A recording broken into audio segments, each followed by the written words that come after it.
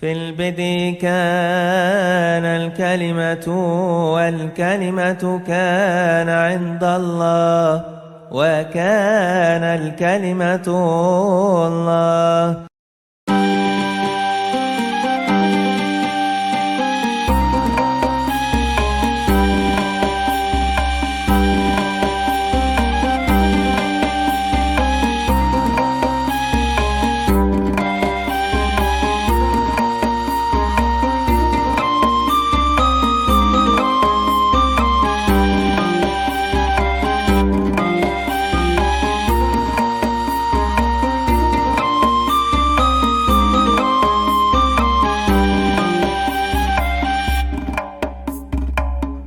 Salam sejahtera bagi saudara-saudara sekalian. Kita bertemu kembali dalam kajian kita. Kali ini dengan tema apakah Injil Markus pasal 16 ayat 9 sampai dengan ayat 20 adalah termasuk bagian asli dari Injil atau sisipan. Dan ini kita bahas dalam rangka gencarnya tuduhan pemalsuan terhadap Alkitab. Secara khusus yang kita pelajari sekarang adalah Injil dan kitab suci Perjanjian Baru.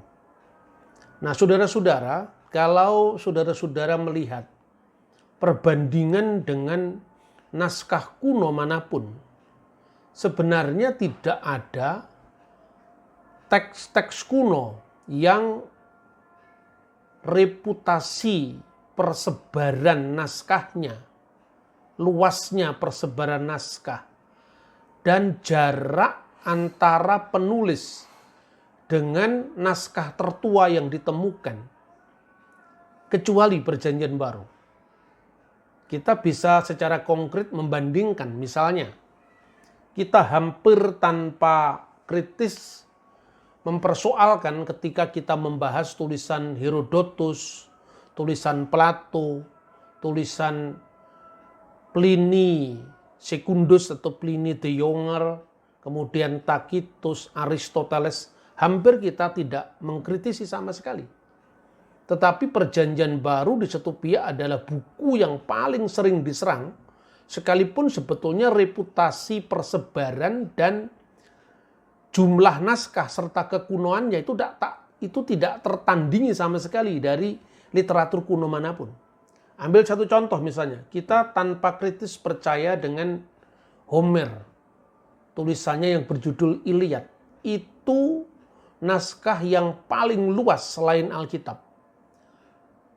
Jumlah naskahnya 643 dan buku itu ditulis kira-kira tahun 800 sebelum Masehi, sementara salinan tertuanya ditemukan tahun 400 Masehi. Jadi jaraknya 1200 tahun.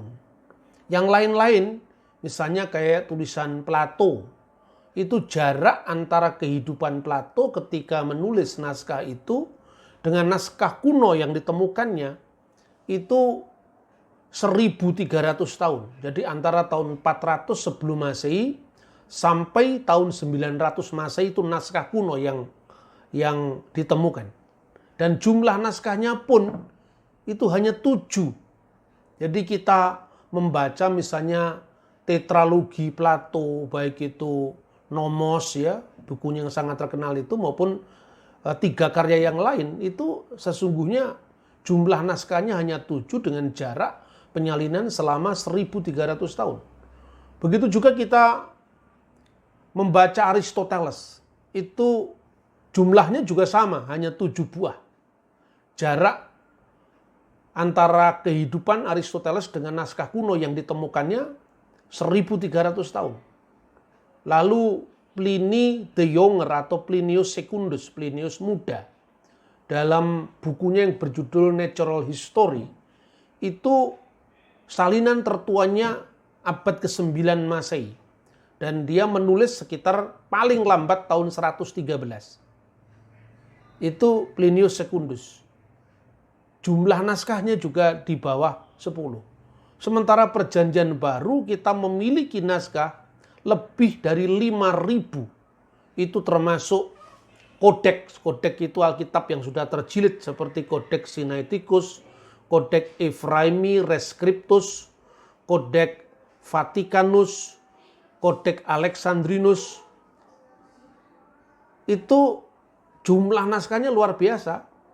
Banyaknya termasuk naskah-naskah yang disebut dengan papirus. Papirus itu lebih tua, memakai bahan yang zaman kuno itu banyak diproduksi di Mesir, khususnya Alexandria.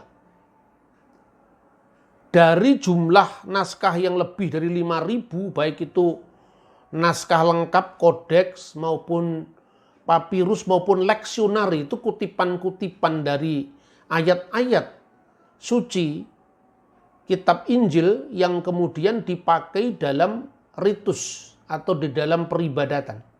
Itu jumlahnya lebih dari 5.000, sementara ada di antara naskah itu yang hanya berjarak sangat dekat, misalnya hanya 24 tahun saja dari penulisannya dan naskah tertua. Misalnya papirus 66 yang sekarang disimpan di Biblioteca Bodmeriana di Switzerland. Itu menurut hasil uji karbon terakhir dari tahun 120 Masehi, sementara Rasul Yohanes itu meninggal di Efesus tahun 96 Masehi. Ada yang lebih tua sekalipun tidak lengkap, namanya John Ryland Papyrus atau Papyrus 52, karena dia sekarang disimpan, naskah itu disimpan di John Ryland Library. Itu malah berjarak hanya belasan tahun karena ditemukan hasil uji karbon tahun 115. Ini fakta yang sesungguhnya harus terus-menerus disampaikan. Nah, satu contoh ini adalah naskah dari akhir Injil Lukas. Itu tertulis pada akhir Injil Lukas itu Euangelion kata Lukan, Injil menurut Lukas. Lalu disusul dengan Euangelion kata Yohanan, Injil menurut Yohanes.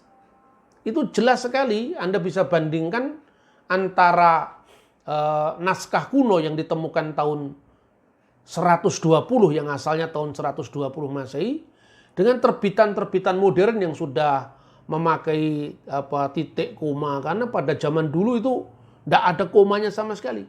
Itu bacaannya sama, misalnya ini Injil Yohanes pasal 1. En archi in ho logos, ke ho logos in prostontion, kitios in ho logos, autos in en archi prostontion, dan seterusnya. Jadi apa alasannya sebetulnya banyak orang itu mengkritisi perjanjian baru? Ya, padahal semua kajian tentang perjanjian baru itu dibuka selebar-lebarnya. Nah, inilah naskah yang dipersoalkan. Bahwa Injil Markus itu aslinya memang ada naskah yang hanya berakhir pada pasal 16 ayat 8. Lalu ada akhir Injil Markus yang pendek dan akhir Injil Markus yang panjang.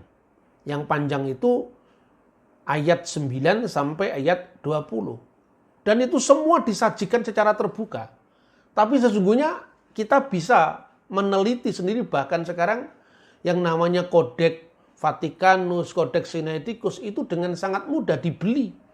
Lewat misalnya Amazon itu ada terbitan-terbitan lama yang direprint, dicetak ulang secara terbatas dan itu bisa dipesan. Saya memesannya juga. Nah, misalnya ini. Ini adalah akhir Injil Markus yang dipersoalkan itu dalam Kodeks Vaticanus yang diberi kode Alef, ya. Di situ semua naskah Kodeks Vaticanus itu biasanya begitu selesai naskah satu kitab disambung dengan kitab yang lain tanpa ada jeda. Misalnya yang bukan hanya kodeks tetapi juga yang lebih tua yaitu papirus misalnya ini. Ini begitu akhir Injil Lukas diakhiri dengan Euangelion kata Lukan, langsung di bawahnya ada judul baru, Euangelion kata Yohanan, menurut Injil menurut Yohanes.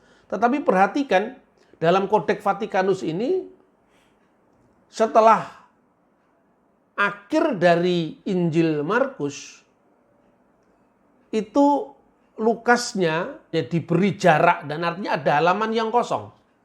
Nah, halaman yang kosong itu karena apa?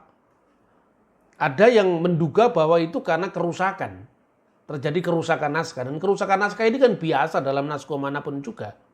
Bukan berarti harus Kodeks Vatikanus dipertentangkan dengan Kodeks Washington atau Tectus Receptus yang lebih lengkap misalnya. Tidak seperti itu.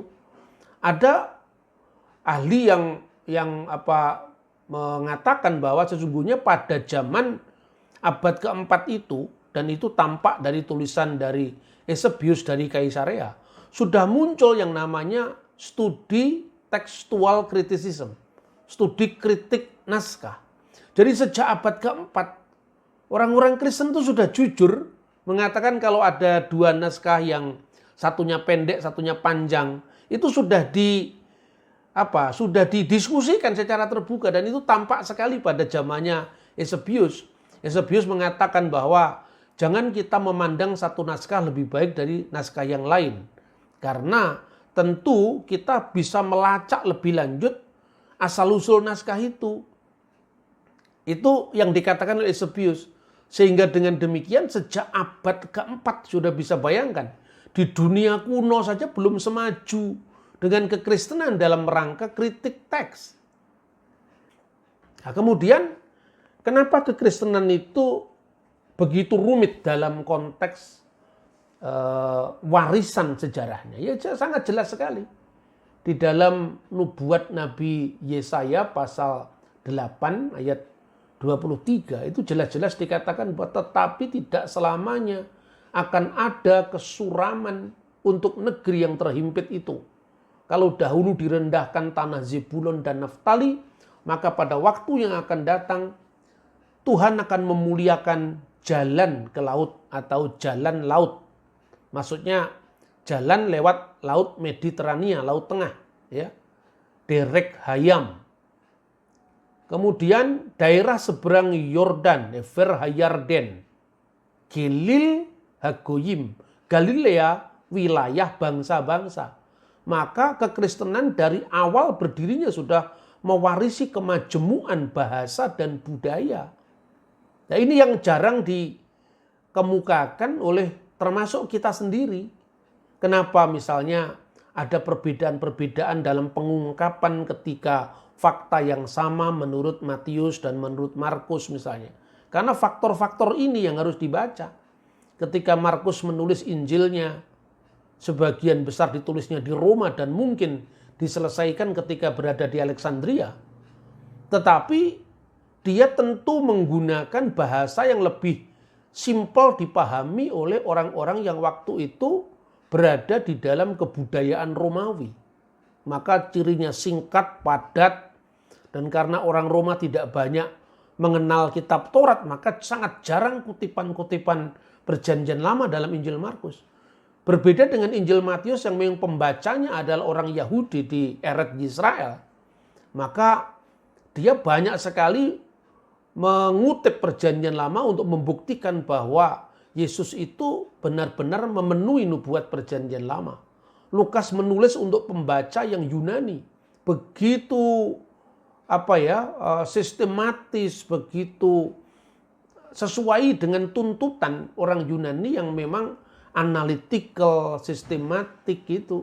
Sampai misalnya setelah aku menyelidiki dengan seksama segala peristiwa yang terjadi di antara kita dari saksi mata dan pelayan firman, maka aku menuliskannya secara teratur bagimu, maksudnya bagi Theophilus. Itu menunjukkan bahwa dia memang memenuhi harapan orang-orang Yunani yang memang analytical. Tertib, ya sistematis begitu kan. Tapi ketika kemudian di akhir dari kehidupan abad pertama itu, yang tinggal sebagai saksi yang masih hidup adalah Rasul Yohanes, anak Zebedeus di Efesus waktu itu dia tinggal. Lalu karena sudah mulai muncul adanya bidat yang mengganggu gereja, khususnya Korintus ya, ajaran gnostik yang menyangkal bahwa Yesus pernah datang sebagai manusia.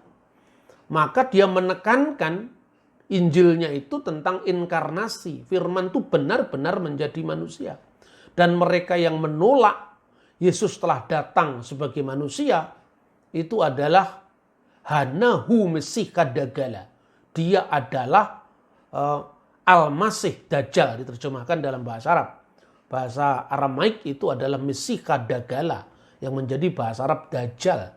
Yang dimaksud Dajjal historis itu adalah orang-orang Gnostik yang antara lain menyangkal Kristus benar-benar datang sebagai manusia. Maka menurut kesaksian dari murid-muridnya para rasul itu, Yohanes didorong untuk menulis tentang apa yang dia alami bersama Kristus. Makanya Injil Yohanes paling akhir itu ditulis pada masa tua Rasul Yohanes yang meninggal tahun 96. Maka kemungkinan Injil itu ditulis sekitar tahun 90-an.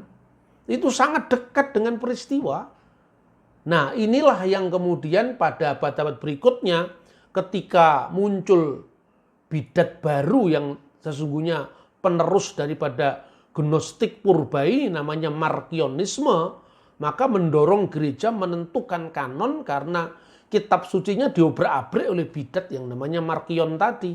Maka muncullah kanon Muratori tahun 170-an karena itu reaksi dari kekurangan ajaran Markion yang tidak memiliki mata rantai yang bisa sambung kepada para rasul, tetapi berani melakukan ajaran-ajaran yang mengajarkan ajaran-ajaran bidat yang menyangkal Kristus telah datang sebagai manusia, bahkan lebih ekstrim lagi. Dan gereja memiliki mata rantai yang tidak terputus. Misalnya dari Yohanes punya murid namanya Polikarpus punya murid namanya Irenaeus punya murid namanya Hippolytus, sampai zaman gereja kuno, mulai dari konsili-konsili sampai gereja sekarang.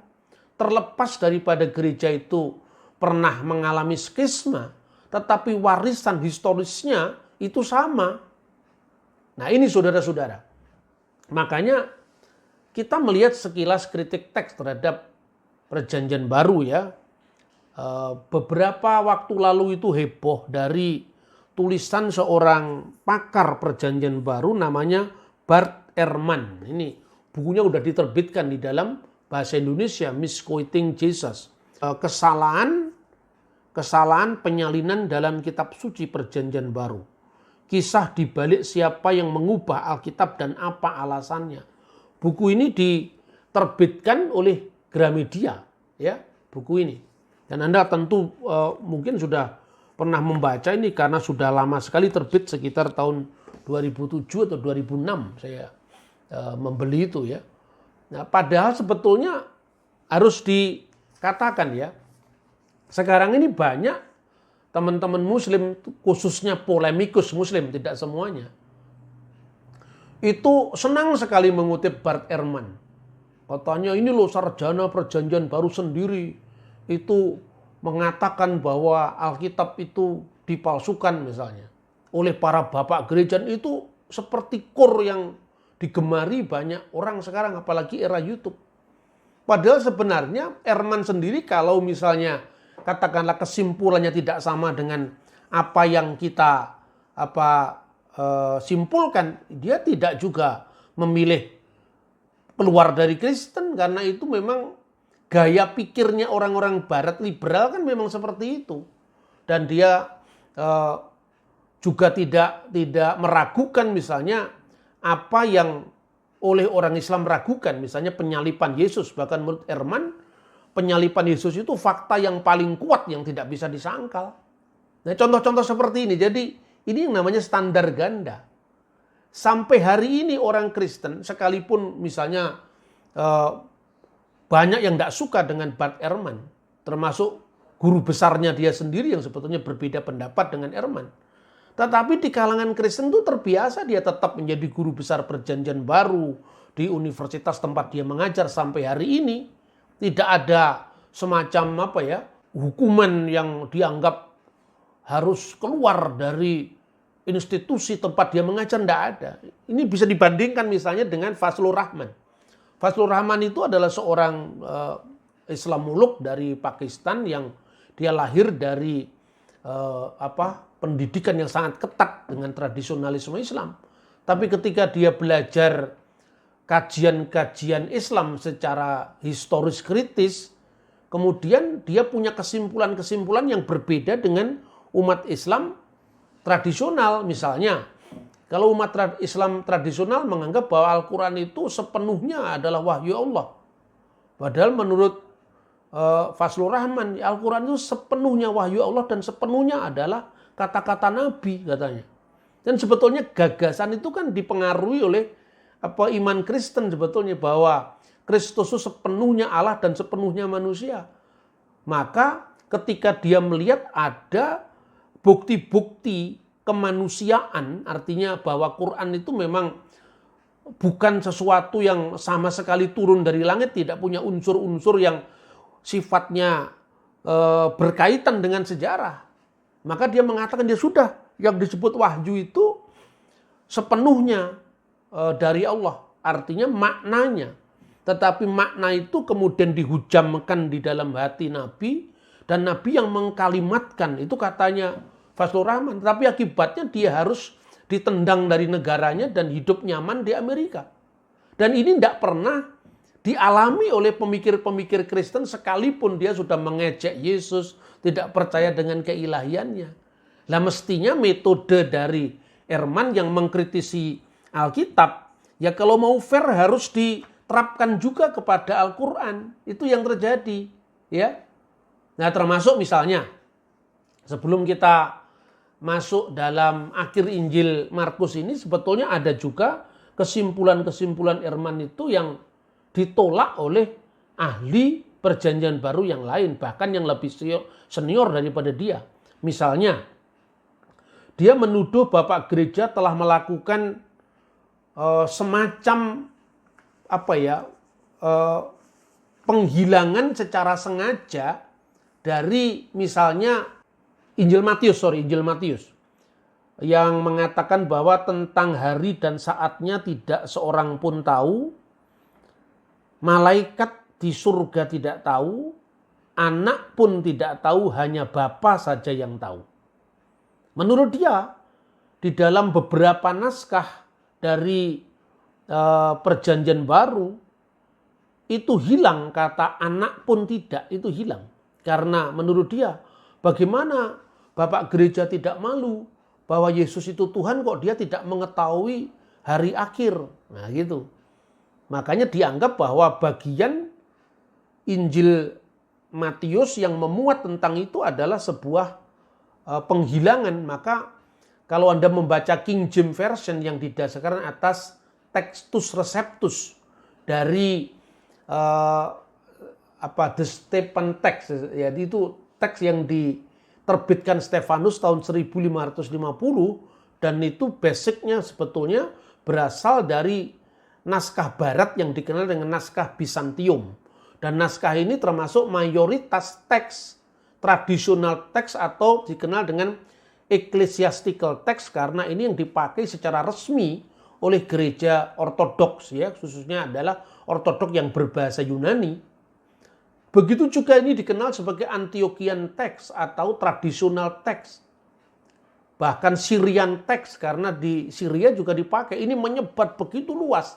Tidak hanya di gereja Yunani, tapi juga di gereja Syria, juga di gereja yang lain. Nah, maka itu yang menjadi rujukan dari patriark gereja ortodoks Yunani yang disebut Konstantinopel Patriarchate tahun 1904, yang dijadikan teks standar yang dikenal dengan teks Bizantium. Nah, teks Bizantium untuk bagian Injil Matius memang hanya berbunyi tentang hari dan saatnya tidak seorang pun tahu, malaikat di surga tidak tahu, hanya Bapa saja yang tahu. Nah, ini dituduh oleh Ehrman, ini pasti sebuah kesengajaan karena Bapak Gereja malu. Bagaimana Yesus itu Tuhan kok tidak mengerti hari akhir. Nah, dalam hal ini harus dikatakan bahwa sekalipun kita tidak sepakat dengan Ehrman, tetapi secara metodologis itu nggak perlu dicela, biar saja itu kesimpulannya dia. Sebuah penelitian yang dikembangkan 2 orang dengan bahan yang sama, metode yang sama, atau maksudnya objek penelitian yang sama, dengan metode yang sama. Kesimpulannya bisa beda. Itu tim peneliti satu kelompok saja bisa beda kalau dia membuat penelitian seperti itu. Jadi tidak perlu dikutuk. Tetapi gereja selama ini justru jujur menyampaikan. Ya, misalnya kalau ditanya pendapat pribadi saya, kalau Bapak gereja benar-benar mau memalsukan Matius yang memuat itu, kenapa Markus tidak dipalsukan? Padahal sama-sama di Kodeks Vatikanus. Kenapa di Markus bagian yang sama tetap berbunyi bahwa tentang hari dan saatnya tidak seorang pun tahu, malaikat-malaikat surgawi tidak tahu, anak pun tidak, hanya Bapa saja. Itu menurut Injil Markus. Nah, itu kan kodeknya sama. Kenapa yang Matius dipalsukan sementara yang Markus tidak? Itu kan kejanggalan berpikir kan seperti itu. Nah, kemudian metodologi yang dikembangkan rata-rata memang para pemikir modern kan seperti itu. Tapi kalau menurut saya dalam kasus Markus pasal 16 ayat 9 sampai 20 itu tidak hanya membandingkan teks Alkitab dengan teks Alkitab, antara Kodeks Bizantium misalnya dengan Kodeks Vatikanus atau Sinaiticus, tetapi juga ada catatan-catatan kuno yang sangat dekat dengan para rasul. Dan itu apa? Adalah gereja yang hidup, yang kemudian melestarikan ucapan-ucapan Bapak Gereja dari awal, dari masa apostolik. Misalnya, ada kutipan yang sangat dekat dengan tulisan para rasul, artinya dari zaman muridnya para rasul.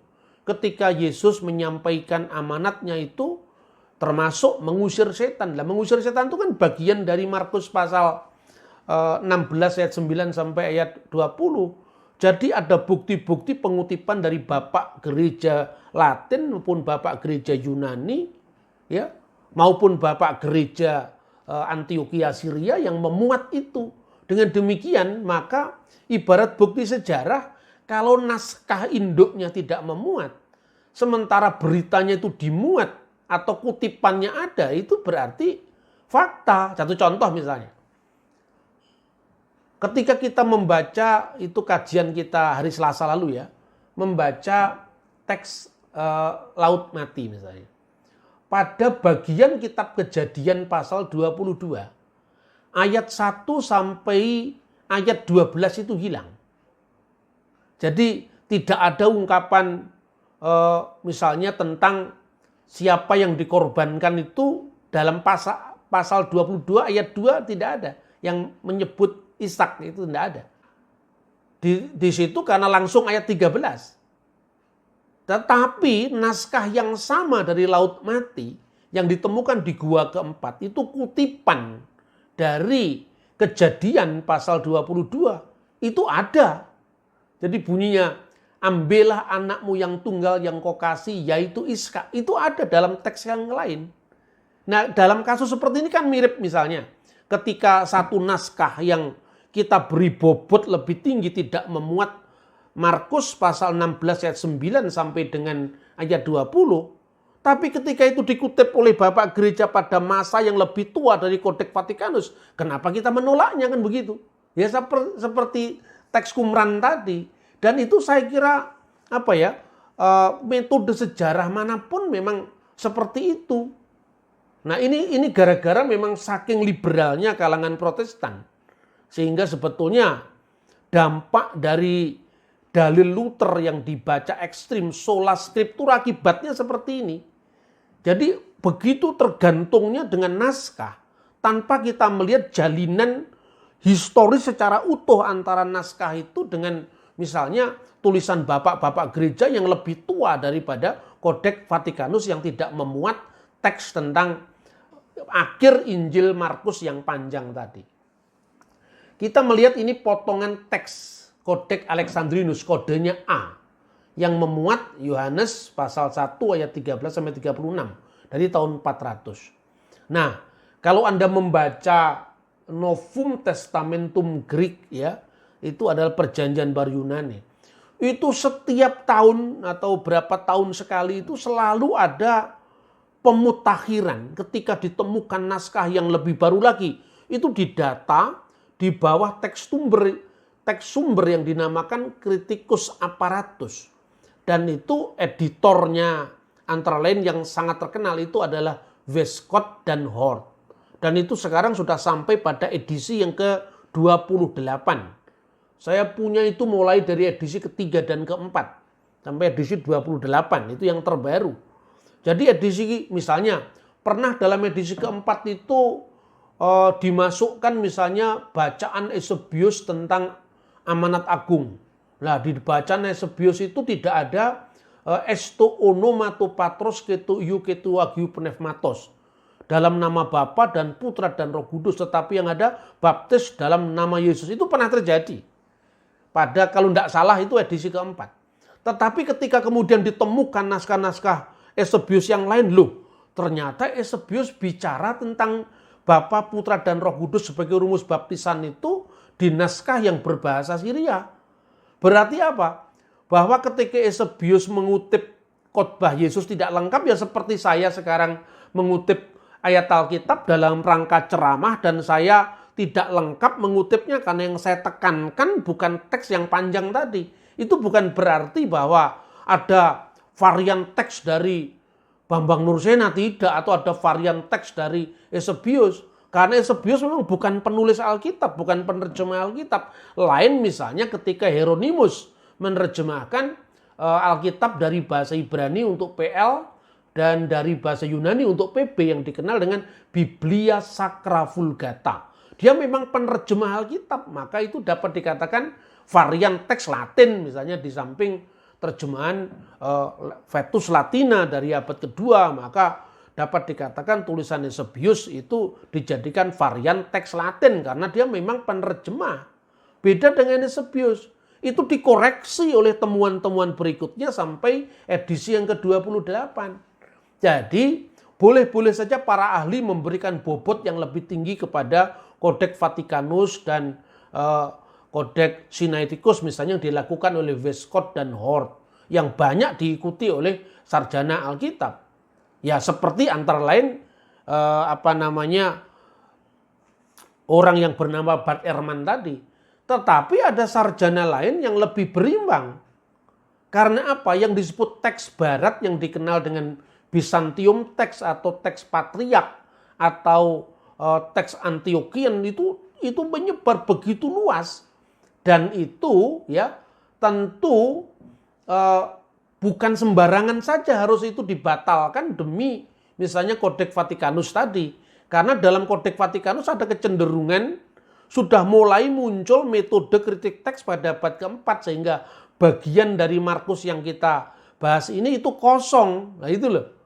Jadi ini saya kira polemikus itu ndak akan ngomong seperti saya. Karena mereka tujuannya hanya untuk mengotak-atik, memotong-motong ceramahnya Ehrman untuk membenarkan praduga mereka. Padahal kalaupun Ehrman tidak percaya bahwa Kristus itu Allah, tetapi tidak percaya bahwa Kristus itu anak Allah, tidak percaya bahwa Alkitab itu akurat, tetapi dia juga tidak percaya dengan Al-Quran. Alkitab yang naskahnya ribuan aja dia tidak percaya, apalagi Al-Quran kan gitu kan. Jadi ini yang sering, bahkan sebetulnya selama ini juga saya tidak terlalu mengomentari ya, tetapi karena ini tidak fair, maka terpaksa saya mengomentari. Ya, logika polemik kan begitu. Kamu pikir kalau Ehrman sudah tidak percaya dengan keakuratan Alkitab, apa berarti dia percaya dengan Quran? Ya enggak juga, malah tidak. Karena apa? Yang ribuan naskah aja dia ragukan. Gitu loh. Tetapi jangan hanya baca Ehrman. Baca yang lain, termasuk guru besarnya Ehrman sendiri. Sikapnya juga berbeda dan itu dalam dunia akademis wajar, biasa. Bahwa saya pada akhirnya memilih misalnya tidak mempercayai Ehrman. Tetapi saya tidak dalam konteks untuk harus seperti umat Islam memperlakukan Fazlur Rahman gitu loh. Karena itu penelitian akademis. Seorang pemikir itu tidak pernah akan lepas dari subjektivitas.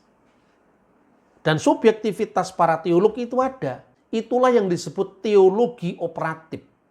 teologi operatif itu kalau Anda lahir dari kalangan Pentakosta, itu masa-masa kecilmu itu mempengaruhi bagaimana engkau berteologi. Makanya bawah sadar itu yang menguasai kita. Misalnya ketika bicara 666 itu langsung pikirannya langsung akhir zaman. Itu karena memang gereja-gereja yang menekankan aspek eskatologi. Tetapi ketika Anda muncul dari lingkungan Protestan model GKI atau GKJ, tentu tidak terlalu heboh seperti orang karismatik membaca 666. Gitu loh kira-kira. Nah, ketika Anda lahir sebagai seorang Injili. Seorang Injili itu kan sangat menekankan aspek Alkitab itu inerens. Tetapi inerens itu selama ini banyak dipahami hanya sebagai slogan. Lalu itu yang dulu saya pertanyakan. Inerensinya itu terletak di mana? Apa terletak pada naskahnya? Sama sekali naskah itu tidak boleh ada kekilafan sama sekali? Ataukah ada pengujian naskah-naskah yang memang pernah terjadi perbedaan, terjadi varian, tetapi ada naskah sumber yang itu tersebar di mana-mana yang bisa menyimpulkan mana yang paling akurat, mana yang dipakai. Kalau ineren dimaknai secara teologis Alkitab tidak salah, saya bisa terima. Tetapi kalau varian-variannya yang banyak begini, lalu diambil yang mana? Nah, Ehrman itu lahir dari pemikiran Injili seperti ini. Makanya dia begitu mengidealkan pandangannya sendiri bahwa Alkitab itu menurut dia buku yang begitu detail sampai naskah-naskahnya hurufnya sama seperti itu. Dan itu tidak cocok dengan fakta. Karena apa? Misalnya, tulisan-tulisan, jenis tulisan abad pertama dengan abad kelima itu beda. Dan Anda bisa menandai ini perjanjian baru ini ditulis pada tahun berapa itu bisa. Itu tidak hanya perjanjian baru, perjanjian lama, juga naskah-naskah agama lain semua sama. Jadi misalnya penulisan Qumran, itu kan ada yang Paleo Hebrew yang dipakai pada zaman Raja Daud masih bertahan. Kadang-kadang bertahannya dalam bentuk tetragramaton. Yod, He, Vav, He. Hanya itu. Hanya untuk menandai ini nama suci. Tidak sama dengan bahasa Ibrani yang sebelum atau sesudah dalam naskah yang memuat tetragramaton tadi. Tetapi ada penonjolan tetragramaton, penonjolan Paleo Hebrew itu pada surat-surat Bar Kokhba yang ditemukan di Gua Murabaat. Karena apa? Untuk membangkitkan nasionalisme Israel ketika munculnya Raja Daud. Tapi ada huruf-huruf Hasmonaim yang dipakai pada masa Makabe. Ada juga huruf-huruf Herodian yang dipakai pada masa sebelum dan zaman setelah Yesus. Nah, kenapa itu bisa penting sekali? Karena nulis Elohim satunya 5 huruf, satunya 6 huruf. Itu mirip dengan nulis Pancasila dengan T, J, dengan C sekarang ini. Apakah ini artinya Tuhan itu harus menilai teks itu sampai pada hurufnya tidak boleh diganti, enggak sampai seperti itu, gitu loh. Maka kalau terjadi varian-varian teks itu sebagian karena misalnya pola penulisan yang berbeda, cara penulisan yang berbeda, atau kadang-kadang terjadi kekilafan penyalin. Nah, kalau terjadi satu kekilafan penyalin misalnya ya, dalam naskah perjanjian baru itu kadang-kadang tulisan itu dikasih kode. Jadi yang disebut nomina sacra, nama suci itu diberi kode. Misalnya kalau kurion cuman K, N, bawahnya garis bawah, underline. Ya. Atau kalau kurios cuma ditulis K, S misalnya. Nah itu kadang-kadang dibaca apa? Gitu loh. Makanya itu tidak mudah harus disimpulkan itu pemalsuan. Ehrman beda karena dia muncul dari kelompok Injili yang sangat harafiah. Membaca teks, begitu dia menjadi sarjana perjanjian baru, melihat keragaman teks itu dia kemudian jiwanya goncang. Gitu loh. Seandainya saya hidup dalam posisi orang barat mungkin juga seperti itu. Tapi karena saya itu lahir dari orang yang bisa mengalami keragaman teks, keragaman bacaan, maka yang seperti itu saya nikmati. saya tidak pernah kehilangan pemihakan saya. Tetapi saya juga tidak masa bodoh dengan misalnya munculnya varian-varian teks seperti itu. Kemudian pada zaman Eusebius telah berkembang pendapat bahwa Markus 16 ayat 9 sampai 20 bukan bagian dari Injil Markus. Meskipun pendapat ini harus disayangkan karena hanya didasarkan atas perbedaan gaya bahasa. Menurut Eusebius ada kalangan yang mengacu kepada naskah-naskah yang cermat yang dikenal dengan akribeton antigrapan. Meskipun itu tidak berarti naskah-naskah itu dianggap tidak kuno. Nah, padahal sama-sama bertitik tolak dari gaya bahasa. Kalau bagian asli tulisan Markus, mungkinkah Markus mengakhiri Injil dengan kalimat mereka tidak mengatakan apa-apa karena takut? Itu bertentangan dengan sabda malaikat. Kamu mencari Yesus yang telah bangkit, yang disalibkan itu. Dia telah bangkit. Ya, Markus pasal 16 ayat 6. Itu bertentangan. Berarti ada semacam kalimat yang terpotong, tidak cocok dengan sebelumnya. Masih menurut Eusebius, memang pada zamannya ada naskah-naskah Markus yang berakhir pendek. Tapi ada naskah kuno yang juga memuat naskah panjang. Orang beriman dan saleh tidak boleh menilai yang satu lebih baik dari yang lain. Tradisi kebebasan berpikir sudah muncul sejak zaman gereja purba. Apalagi kritik teks seperti ini di kalangan Muslim itu masih belum siap. Tapi di kalangan gereja perbandingan abad keempat sudah biasa dilakukan. Jadi ketika saya tidak bersetuju dengan kesimpulan para teolog yang setuju dengan Bart Ehrman, saya tidak pernah mengutuk karena metodenya sama kok. Kalau kesimpulannya beda itu urusannya dia. Semoga apa yang kita pelajari ini bisa menyadarkan kita bersama untuk kita semakin mencintai Kristus dan kitab sucinya dan Injilnya. Tuhan memberkati kita. Shalom alaikum. Bismillahirrahmanirrahim.